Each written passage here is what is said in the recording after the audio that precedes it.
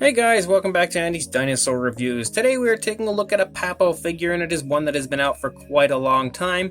It is their Stegosaurus. But like my similar review of the Papo Carnotaurus, I wanted to point out the fact that this, again, has gone through transformations as far as paint goes. And I actually believe there are even more paint schemes than the ones that you see here, as both of these are somewhat different than each other. But I actually have another one, I just cannot remember quite where I put it, but I remember it being very, very similar to this, but there were some differences. I believe the eyes were colored differently, and the paint on the plates was slightly different, and I believe the actual body color here was a little bit different as well, but not too much. I can't really recall where I have that one right now, though. So I did get these two, as this is the older one, probably one of the original releases, and this is the really, really much newer one. And I definitely prefer the newer one as far as coloration goes. I feel like it really looks better, and they've done more as far as tones and different coloration in the skin. So I really think that the newer one is much better than the older one, but that is not to say the older one is bad, because it is not, and it also looks quite beautiful. So let's get a closer look. So starting with the older one, you can see that the coloration on it looks pretty good.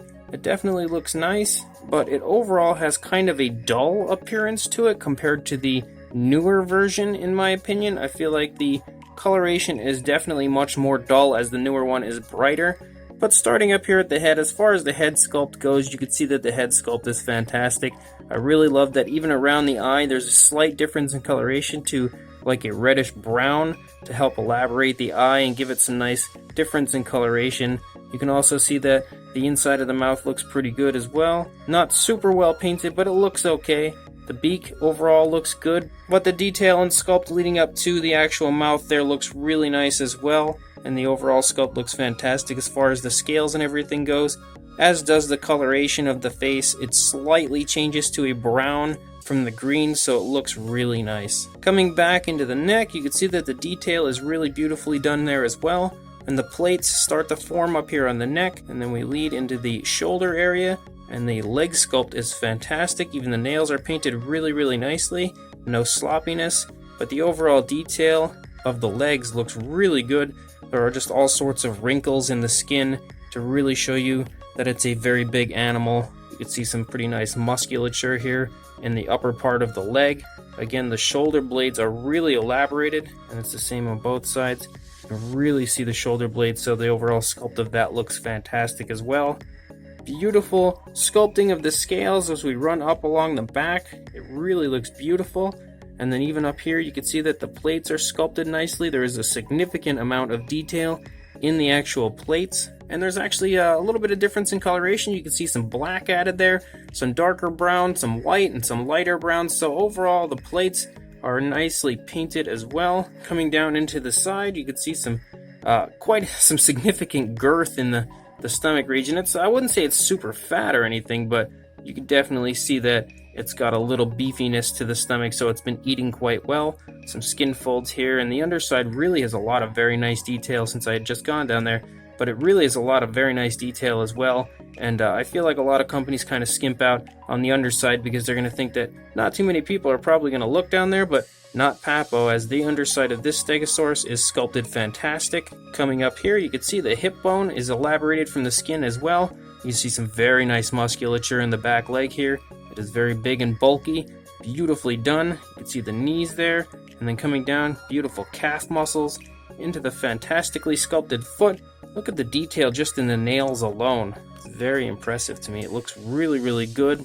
And the overall sculpting of the skin and the way the skin is applied to the leg, it just looks like you can see the motion of the dinosaur as it's walking. And that is one thing that I think Papo does probably better than anyone. And coming up here into the tail, again, the sculpting of the scales looks fantastic the whole way through. You can see all sorts of little creases and crevices in the skin as I turn it, just showing you the beautiful sculpting that's been done by Papo. And again, these plates look very nice the whole way out as they start to get pretty small, and then you get to the spikes back here in the tail, which are also painted very nicely, and you can see there is also some significant difference in coloration back here on those spikes as well, to really just try to make them look lifelike, and I think they do a fantastic job. Same goes for the opposing side, very beautifully done. nicely painted eye. Coming back the neck, scales and everything look fantastic, just like the other side. Also nicely done with the front leg there. And with this right leg here, the rear leg, you can actually see it pushing into the skin of the stomach, and it looks really nice. Nice attention to detail in that area as well. You can also see the skin kind of folding up here as the leg is moving forward, so beautiful attention to detail all over in general with the way that the dinosaur looks like it's moving. You can also see that it kind of turns to a greenish coloration down on the legs and the feet area, so that's very nicely done as well. And the tail looks beautiful from this side also. Looking up here at the top, you can see that the inside of the plates is a greenish coloration and also looks really, really good. So even the detail on the inside looks nice of the plates, the area that you wouldn't see as much. So overall, this is a fantastic Stegosaurus as far as sculpt and everything goes, but even if it's not my favorite paint job of the Stegosaurus from Papo, it is still really, really nice. And then taking a look at the newer paint scheme, you can see that the beak is colored a little differently. It looks like it's kind of a brighter coloration. The inside of the mouth, in my opinion, is painted nicer now. It looks significantly better, and it's really nice, not sloppy at all. The greens are more of a brighter green, in my opinion, but it looks very nice. However, around the eye, it doesn't really look like they decided to put that coloration around the eye like they had previously. And this one kind of has a weird thing where he's looking behind him. I'm not sure why. Maybe a predator is sneaking up on him. That's not the way it goes on this side. He's kind of just chilling on this side, but I actually never noticed the eye issue. But regardless, it's still really nice. Coming back the neck here, you can see that beautiful green starting to really take shape here in the neck, and you can see it lead up into the shoulders. And if you look, you can really get an idea of the different colorations of green. There are just all sorts of different greens and stuff that have been added into the upper part of the coloration of this. And even here on the side, it's like primarily a whitish coloration, but there is also greens and stuff that have been added in there. It doesn't really look like the green on the feet is present anymore either. It's now primarily the same coloration as the lower half of the body. It does still look very, very good though. The plates also actually don't really have too much in coloration. They don't have that white coloration on them anymore, but you can see there are different variations of brown within the plates still.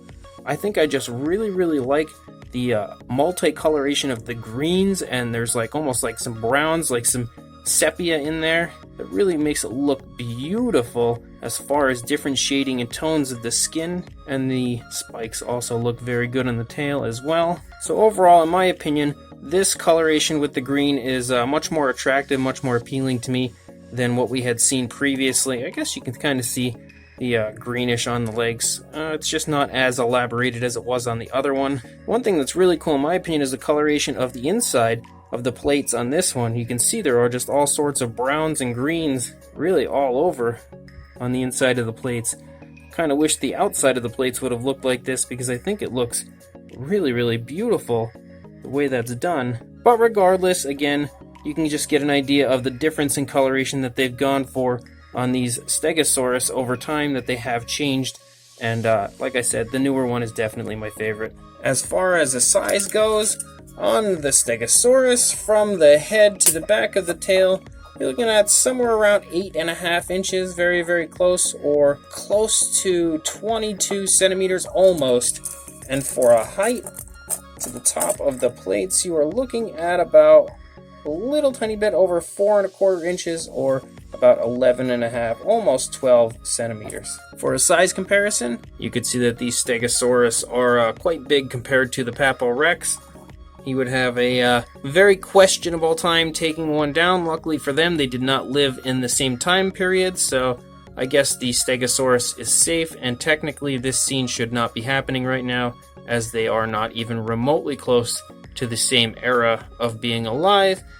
But we get a chance to see them together right now, and you get a chance to see how big they are compared to Mr. Papo Rex. So again, with Papo, they kind of just over time sneak in different paint jobs on their figures. It's kind of strange the way they do it. Without any type of notification or anything, they just give you an alternate version, different variants of color, and it's very cool if you can catch it and then catch up on them with buying the different variants if you do want to.